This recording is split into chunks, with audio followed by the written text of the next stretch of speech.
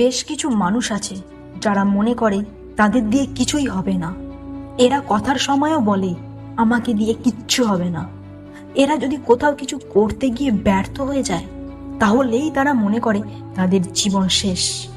অথচ অথচ যদি আর একবার চেষ্টা করত তাহলেই বোধহয় সফল হতে পারত। আজ আমি আপনাদের এমন কিছু বিখ্যাত মানুষের কাহিনী বলবো যেটা শুনে আপনিও মনে করবেন বা আপনিও ভাববেন, না, সবারই জীবনে একটা সময় ব্যর্থতা আসে, এটা শুধু আপনার সাথেই নতুন না। তাহলে চলুন জেনে নিন সেই বিখ্যাত মানুষের কাহিনীগুলো। প্রথমত, 4 বছর বয়স পর্যন্ত তিনি কথাই বলতে পারতেন না। শিক্ষকেরা বলেছিল ও জীবনে কিছুই করতে পারবে না। পরে কিছুদিন ঘরে বসে বসেই বই পড়েছিলেন। লজ্জায় স্কুলেও যায়নি তিনি। তিনি জানেন? তিনি হলেন জনপ্রিয় বিজ্ঞানী অ্যালবার্ট আইনস্টাইন, বিজ্ঞানের গতিপথ বদলে দেওয়ার মহানায়ক।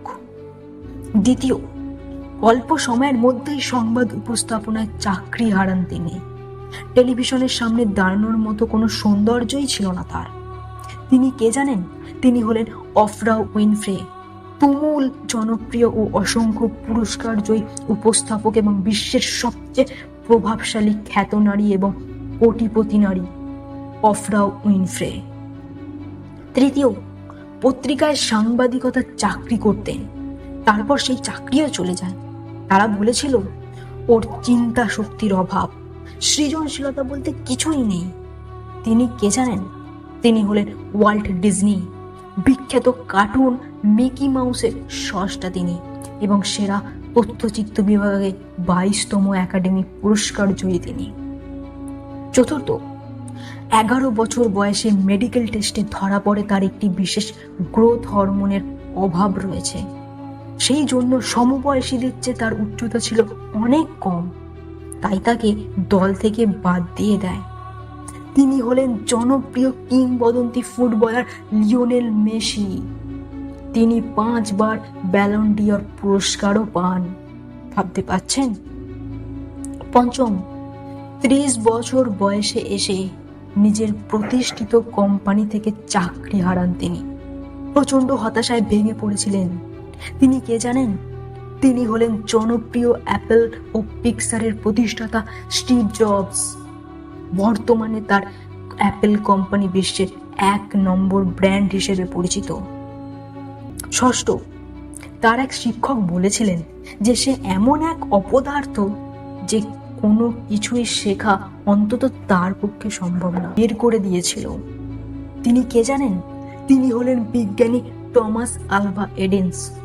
তিনি গ্রামাফোন, ভিডিও ক্যামেরা এবং দীর্ঘস্থায়ী বৈদ্যুতিক বাতিসহ বহু যন্ত্রের উদ্ভাবক হয়েছেন, যাকে একসময় স্কুল থেকে বের করে দেওয়া হয়েছিল। সপ্তম, জন্মেছিলেন অতি দরিদ্র ঘরে, দেখতেও সুশ্রী ছিলেন না। ব্যবসা শুরু করতে গিয়ে মূলধন হারান। কিছুদিন বাদে যার সাথে তার বিয়ে, তার মৃত্যু হয়। 8 বার নির্বাচনে পরাজিতও হয়েছিলেন। তিনি কে জানেন? তিনি হলেন আব্রাহাম লিঙ্কন, আমেরিকার 16তম রাষ্ট্রপতি ছিলেন। অষ্টম এবং সর্বশেষ, পড়াশোনায় খুব বেশি মনোযোগী ছিলেন না। একবার পরীক্ষায় সব সাবজেক্টে ফেলও করেছিলেন তিনি। পরে তার এক বন্ধু মজার ছলে তাকে বলেছিল, তুই কিচ্ছু করতে পারবি না। কে জানেন? কে জানেন এই ব্যক্তি? তিনি হলেন বিশ্বের 1 নম্বর ধনী ব্যক্তি ও মাইক্রোসফট কোম্পানির প্রতিষ্ঠাতা বিল গেটস। এখানেই একটা মজার বিষয় আছে বন্ধু। যে বন্ধু বলেছিল কিছু করতে পারবে না, সেই বন্ধুই মাইক্রোসফট কোম্পানির একজন কর্মকর্তা, একজন এমপ্লয়ি। আর বিল গেটস সেই কোম্পানির একজন মালিক। তাই কখনো একবার ব্যর্থ হলে আশা ছেড়ে দেবেন না বন্ধু। আবার নতুন করে শুরু করুন। আপনি যেখান থেকে শুরু করবেন সফলতা সেখান থেকেই গর্জে উঠবে। মনে রাখবেন, যদি কোথাও ব্যর্থ না হন তার মানে আপনি কখনোই নতুন কিছু করার চেষ্টাই করেননি। কারণ ব্যর্থতাই হলো সফলতার প্রথম উৎস এবং একমাত্র উৎস। সো বন্ধুরা, ভিডিওটা আমি এখানেই শেষ করছি। ভিডিওটির মাধ্যমে যদি এতটুকু মোটিভেশন পেয়ে থাকেন তাহলে অবশ্যই ভিডিওটিকে একটি লাইক এবং বাকি বন্ধুদের সাথে শেয়ার করতে ভুলবেন না। চ্যানেলে যদি নতুন হয়ে থাকেন অবশ্যই চ্যানেলটিকে সাবস্ক্রাইব করে তবেই যাবেন। দেখা হচ্ছে এইরকম একটি সুন্দর মোটিভেশন ভিডিওতে। ধন্যবাদ।